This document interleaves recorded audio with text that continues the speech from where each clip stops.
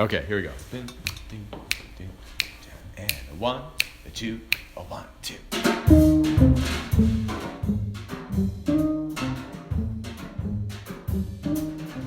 Thank you for joining us, Carolyn Peabody and Meesha Johnson.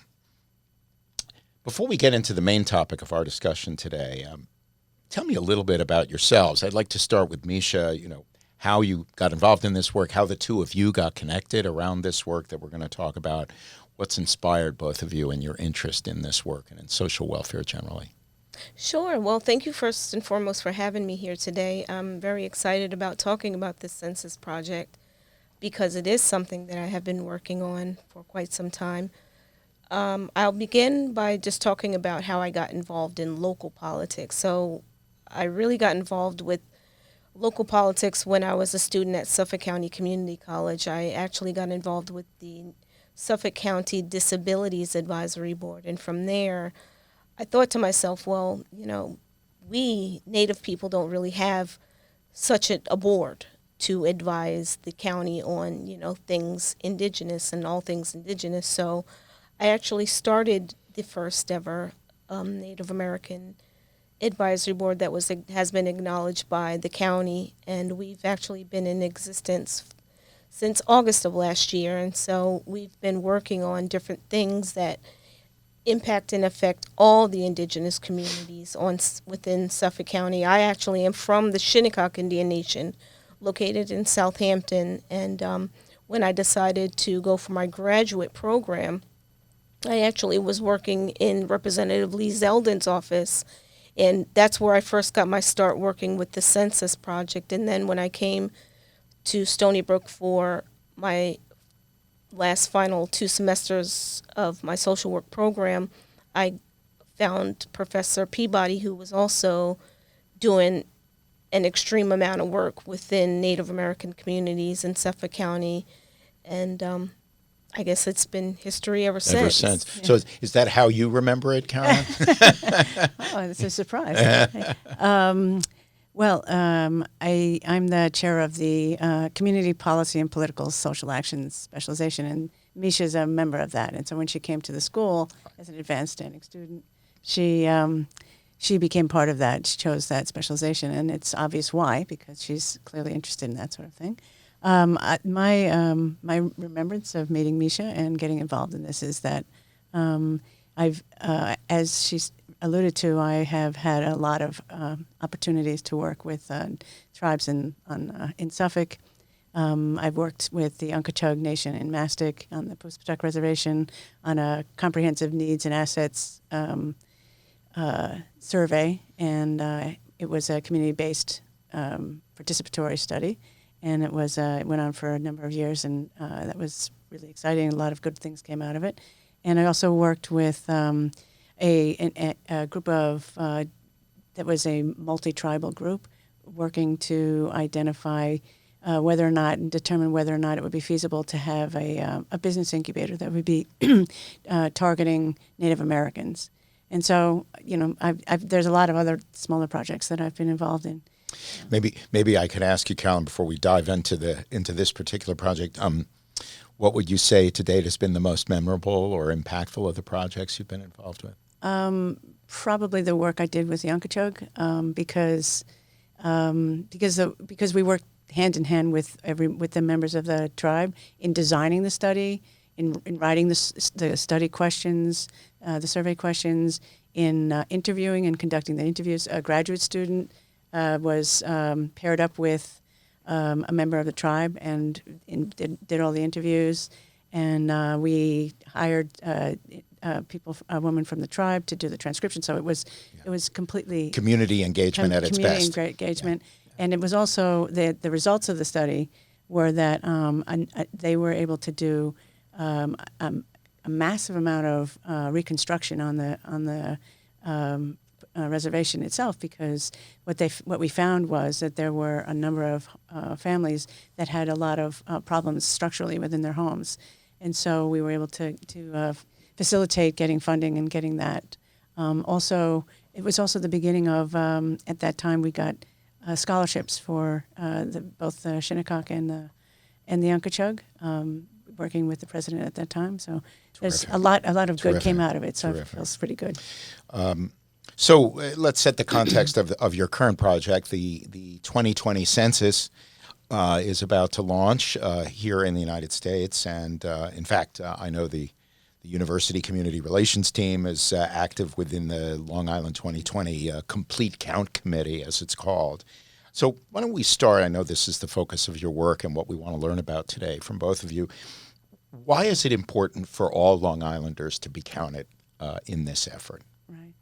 I think that one of the things that I found myself amazed at how much the census influences. First, I mean, there's two basic areas. There's the apportionment in terms of how districts are set up and how Political many people, representation. right? How many people actually get to represent, are chosen to represent us as various districts, and then secondly, in New York State, about $70 billion gets apportioned and appropriated from the federal government because of based on census data. So there's amazing amounts of programs between from HUD, Section 8 programs, transportation programs, Medicaid, Medicare, Pell Grants, pretty much everything that you can think of, road money. It's really pretty astonishing that there isn't an area of social and everyday life that isn't affected by the census. The eligibility standards that are used are all determined by the census. All right. So, as the saying goes, what's counted counts. Exactly. Right? In so many ways. So, so why don't you tell me a little bit about the work the two of you are doing, to make sure that all Long Islanders are counted. In particular, Indigenous Long Islanders are being counted. Meesha, why don't you start? Sure. Well, the census count is important, especially for Native American communities such as Shinnecock, because a lot of times these indigenous communities are what we call grant-based communities. So a lot of the funding that does come into our community is based on various community block grants. And so when our census counts are down or grossly inaccurate as they were in the 2010 census, that certainly impacts a lot of the funding that we are eligible for.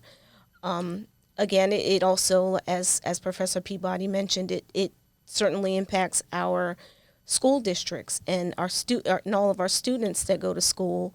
It impacts. We also just in Shinnecock, we just started our own Head Start program, so the census impacts the Head Start program as well. And so what the other thing that we found, and what's very important for us to do as Native American people, is to only identify as Native American, because what has been happening, what we found is that when we identify as Native American and another culture like Native American and Black or Native American and Spanish, we become labeled as multicultural and not Native American. And so that certainly takes away from some of the funding that should rightfully go to our communities. And so our goal with this project is really to educate people about the importance of filling out the census and the importance of counting everybody in the household. It doesn't matter how old you are, because if we have an infant that's in a house 10 years from now, they'll be in school. And so if they're not being counted now, 10 years from now, when they are in school, that's less money for them. And we're not anticipating the need that will emerge then. Exactly. So is there resistance to being counted? Is this part of the focus of your project in particular involving Native Americans, but in general, or is that not the issue? Meesha, why don't you talk that?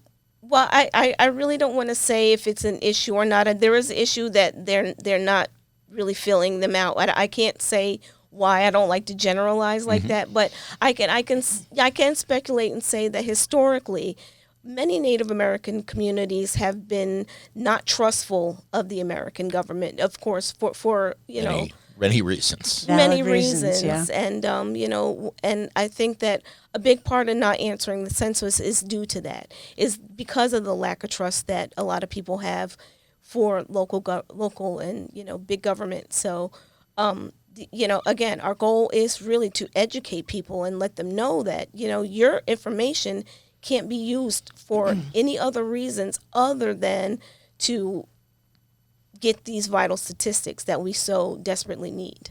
Right. This is not surveillance. This is not going to be personalized. And indeed, as you said earlier, has an impact on resource flow and political representation of all communities. So it's in everyone's interest to fill these forms out accurately. Absolutely. Is there a general understanding of the number of Native Americans on the island, or is that unknown? Well, in 2017, as Meesha said, in 2010, there was an undercount of Native Americans in Suffolk County. In 2017, the American Community Survey, which is run by the Census, and it's something that's ongoing, they continue to do it, they estimated that there are about 3,743 Native Americans, but again, that's influenced by how people answer and whether people answer. Right. So the numbers that we have are really quite unreliable. Right. And what the census has done is been able to tell us what the areas are geographically where there have been sort of documented undercounts where people have not answered the census, which means that we know for sure that there's an undercount because they just don't have the numbers. Or as Meesha says, if the forms are being filled out, but they're filled out in ways that are then misleading Right. or Exactly. not lead to undercounts in a different way. Right. So I'm also curious about what specific initiatives or steps, maybe that's a better word, that the two of you are trying to fashion in your project to have an impact in this regard. What are you telling people? How are you telling them? Right. I want to just emphasize, I think an important part is that Meesha and I are part of a team that we're working with, between 12 and 15 other people. I see. That's been a growing group, that is made up of people from all the 4 tribes, and that we're reaching out to all the indigenous population in Suffolk, even if you're a member of a tribe from outside of Suffolk and you happen to be living in Suffolk. Right. So I really want to emphasize that there's a lot of people working on this, and we're trying our strategy is to really do a lot more outreach, so that, because one of the things we know is that there are two reservations, but not all Native Americans live on the reservations. Correct. There are lots of people who live off the reservation, either because there's not space on the reservations, or because, like for 2 of the tribes, they're not land-based, so they don't have reservations. And so what they identify themselves as is clusters of areas throughout Suffolk County, such as Bellport, Amityville, Bayshore, Huntington, Riverhead, where there are groups of people who tend to be Native American who live in kind of the same community. So this is a very interesting point, though. This is not simply about residents on reservations. Right. Quite the contrary. Right. So And the that makes it importance of harder. the census, it's harder, but it also reemphasizes the importance of the survey Absolutely. for all segments of the Native American community. Right. I see. And so in answer to the steps that we're taking, Yes. what we're doing is, in fact, identifying events that we can attend and really make the statements that Meesha was pointing out before about how important it is, how safe it is, how people should really think about their own participation and how it would benefit them and their community. So we're going to, for example, the Shinnecock are having an event on this next Saturday. So we're going to be tabling there, and we're going to be doing lots of work there.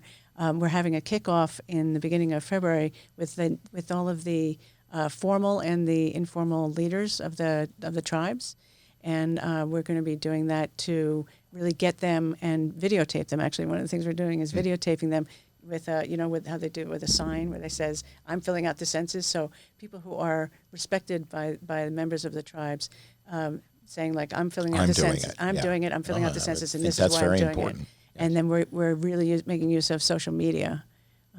So you want to talk about our outreach in terms of going to barbershops and that sort of thing, Meesha? Sure, yeah.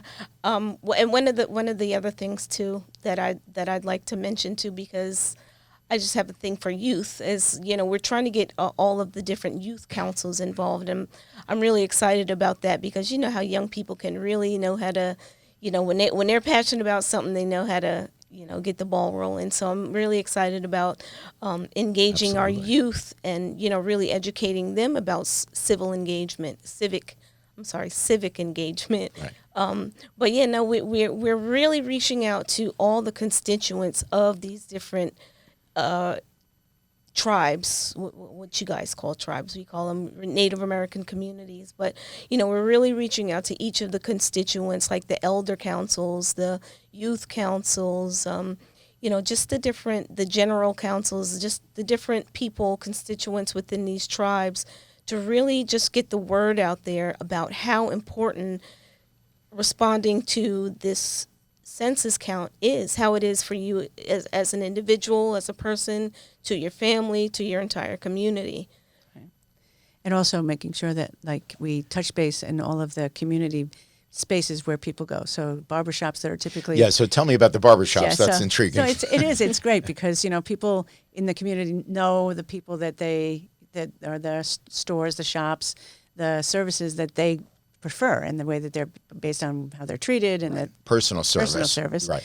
And so we're identifying people in each of the clusters to basically be coordinators to outreach to those stores, those salons, those places where Native Americans frequent and where the people really know each other. It's a matter of relationships, because you're not going to just do it because you see a flyer, but you're doing it because you're in a place and you're with people who know you and know that this is an important thing. Right, and you touched upon this earlier in a slightly different context, but it's the same idea. I would think that having elders, for example, in the community speak about the importance of the census and that they will complete the forms. That sends a message the same way that maybe a very trusted and valued hairdresser or merchant or exactly. purveyor in the community.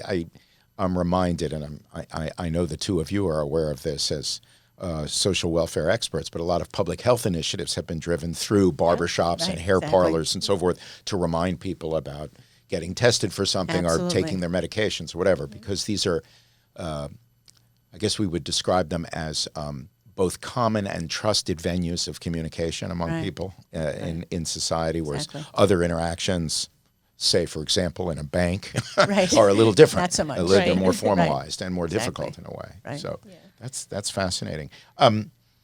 What kind of responses have you been getting so far? Is it too early to tell?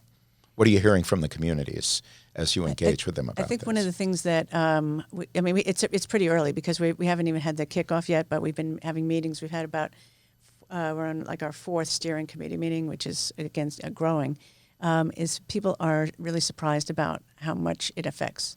Like they just thought it was just a thing. Right. It was just a thing that the government sends it out and you have to fill it out or don't fill it out, whatever. But to understand how much impact the census has on daily life. I mean, even in just road work, it's like thinking about why don't they fix the roads? Well, because your community didn't fill out the census. So they think there aren't many people there. Right, exactly. So the roads don't need repair. Right, and as Meesha said, Head Start, money for Head Start, for school lunches. There's amazing numbers of programs that are really affected by the census. And if there's not the count, then they're not going to get the money. And there's for example, there's a community in Suffolk where only 57% of the population filled out the census. That meant that $43 of every $100 that could have gone to that community didn't go. And it is interesting that what advertising there is from the central government about the census rarely emphasizes these points, right? I don't see a big billboard that says, you want your roads repaired, fill out the census form. Right? I don't see those kind of connections, those kind of practical connections.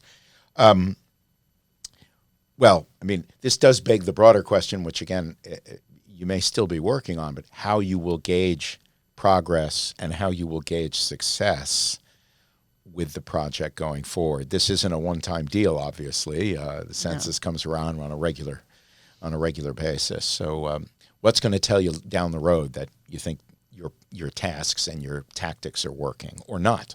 Right.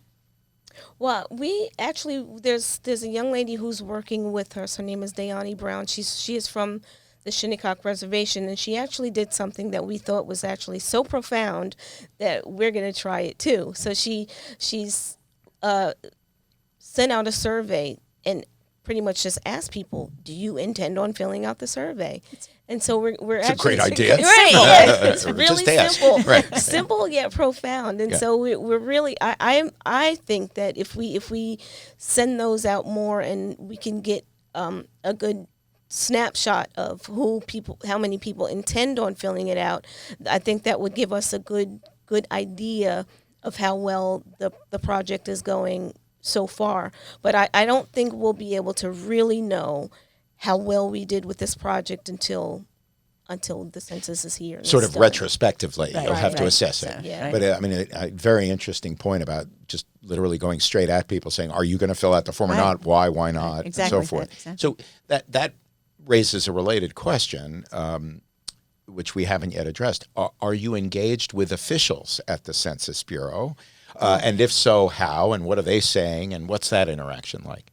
Yeah, they have I have to say, I've been very impressed. I mean, once you get hooked into the census, there is an enormous amount of information that they send out constantly, and they've also we have a fellow who's working with us, Steve Collins, who's he's the East End. He's the regional. He's the regional person. guy for us, and he comes to our meetings, and he's Terrific. And I was on a conference call on Friday night.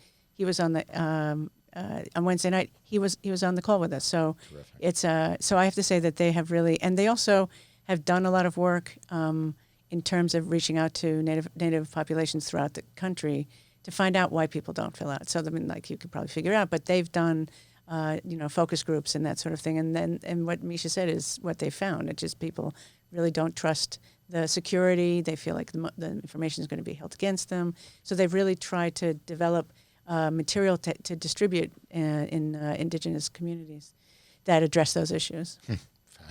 Fascinating. And also, what about the local school districts and the local political districts, the electeds? I mean, what about interactions with those officials, if any? Meesha, you wanna- Yeah, Meesha. Well, it's so soon in the project to tell, but I have reached out to, I sit on the board for the for the Anti-Bias Task Force within Southampton, and so they've even made a commitment to help out. So, and then again, the Native American Advisory Board. So those are the two, I would say, biggest political committee. Well, they're supposed to be anti-political, so but Yes.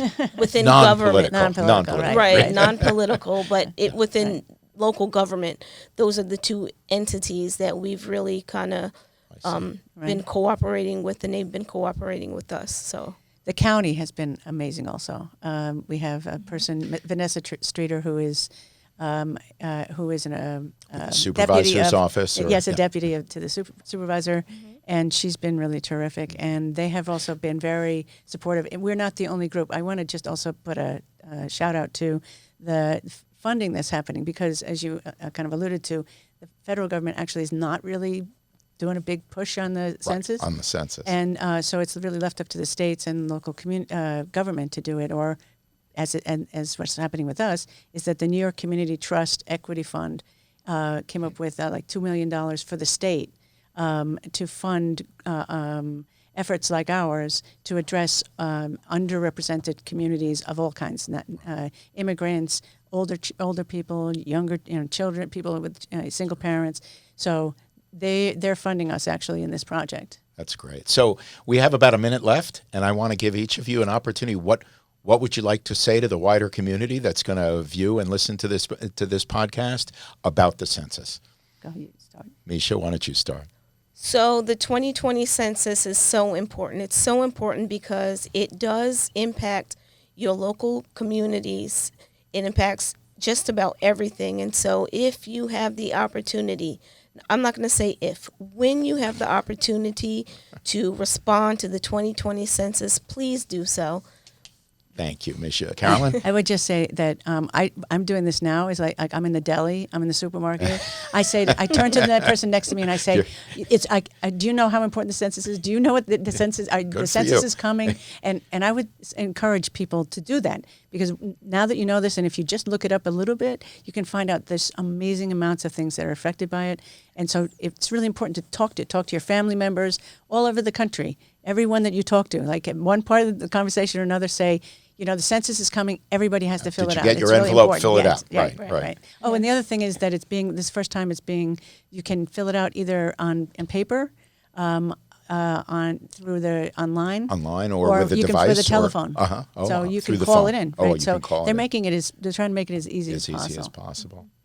Well, thank you. On that note, we'll conclude. I want to thank both of you, Meesha Johnson and Carolyn Peabody, and wish you every success with this very, very important project for our region. Thank you very much. Thank you so much for having the us. opportunity.